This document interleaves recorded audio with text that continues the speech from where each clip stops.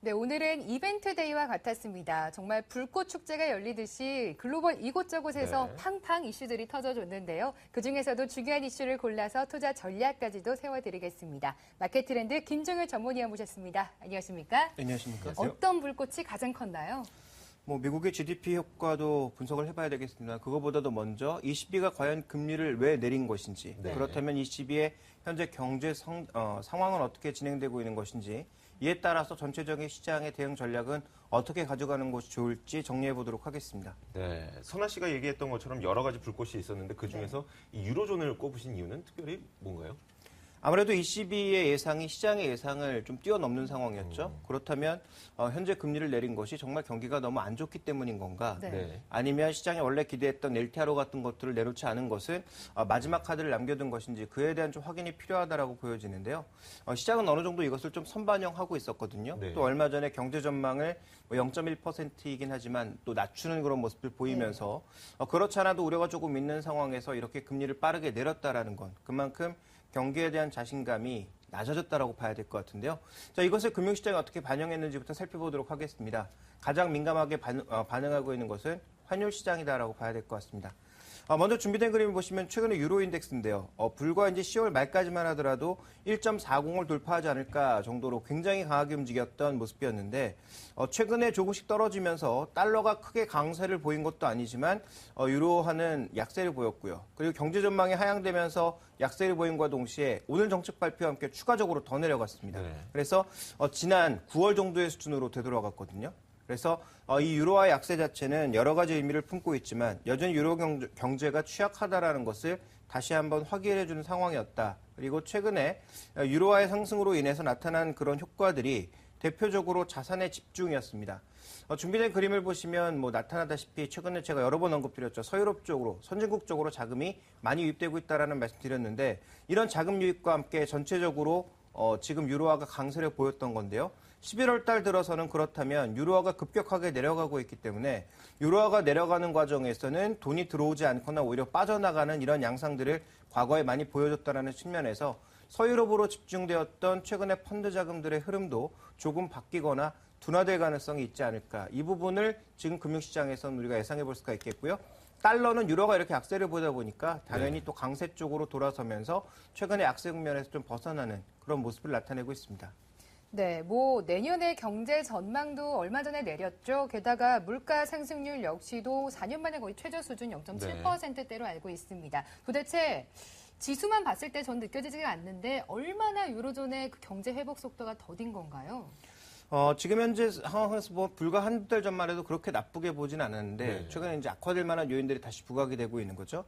그러니까 가장 중요한 건 이번에 지적한 것이 결국 물가 때문에 금리를 낮출 수밖에 없다. 이 낮은 물가가 유지되고 있는 이상 우리가 금리를 낮출 수 있는 그런 정책적인 여지가 있었다. 이렇게 지금 비락인 얘기를 하고 있는데요.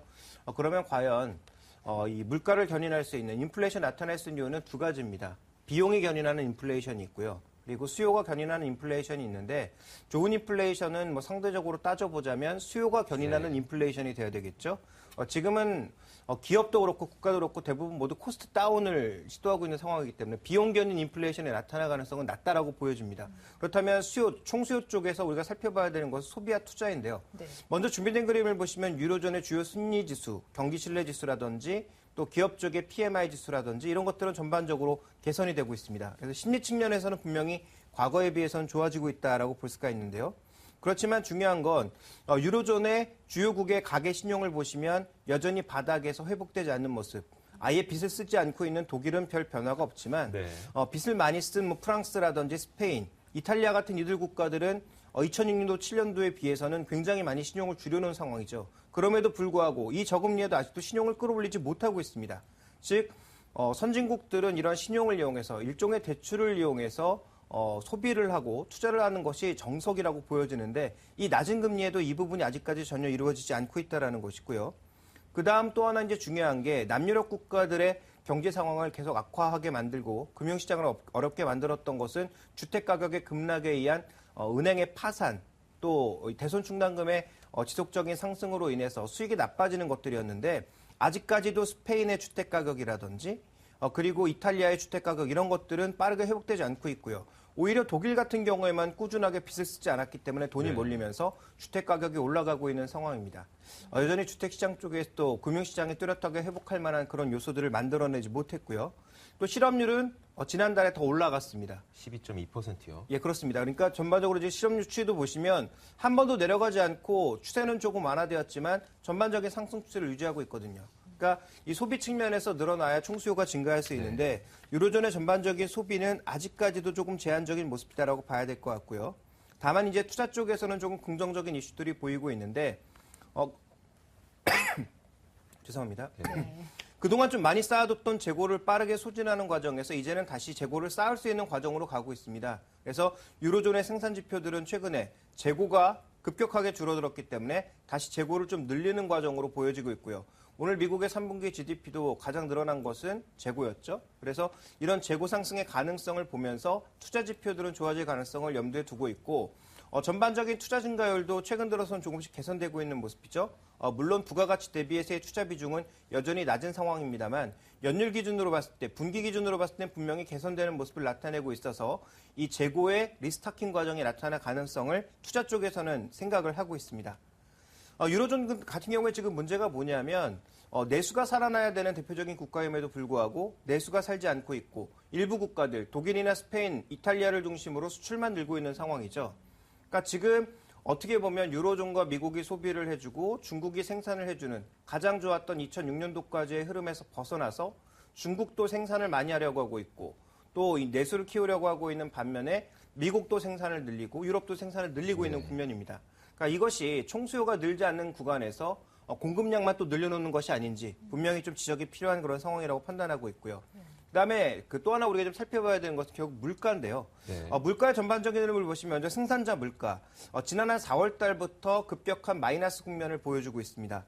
소비자 물가 마찬가지죠. 전반적으로 지금 4월 이후부터는 올라가기보다는 주로 내려가거나 굉장히 제한적인 수준에 머물고 있는데 이것에 기여하고 있는 것은 결국은 환율이었습니다. 네. 유로가 급격한 강세를 보이면서 소비자 물가와 생산자 물가가 모두 마이너스 국면으로 전환했거든요. 근데 지금처럼 급격하게 다시 유로가 내려가게 되면 물가는 상대적으로 이제는 더 안 내려가고 오히려 조금씩 올라갈 가능성, 그러니까 환율에 따라서 물가가 변동될 가능성에 대해서는 충분히 좀 고려를 해봐야 될 것 같고 유로존 국가의 전체적인 흐름을 살펴봤을 때도 지난 5월, 4월 이후부터 대부분 국가들이 마이너스 국면으로 전환되는 모습들을 생산자 물가에서도 많이 보여주고 있습니다. 그래서 이 마이너스 국면을 보여주고 있는 이 물가 상황에서는 정책적인 여지가 조금 남아있다라고 볼 수 있겠습니다만 이제 금리는 더 내려갈 수 없는 수준까지 내려가 버렸기 때문에 결국은 추가적인 대책이 LTRO밖에 남지 않았다. 네. LTRO를 연장하거나 추가적으로 더해주거나 이 부분밖에 남지 않은 상황이라고 볼 수가 있겠고요.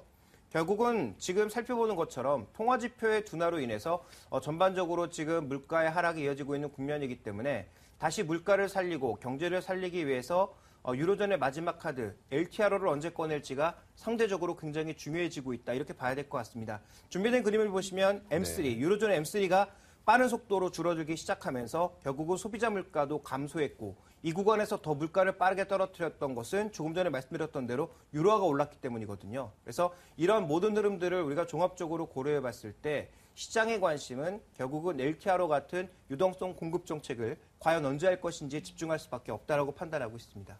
LTRO가 우리의 유일한 희망이라는 얘기처럼 들리거든요, 지금.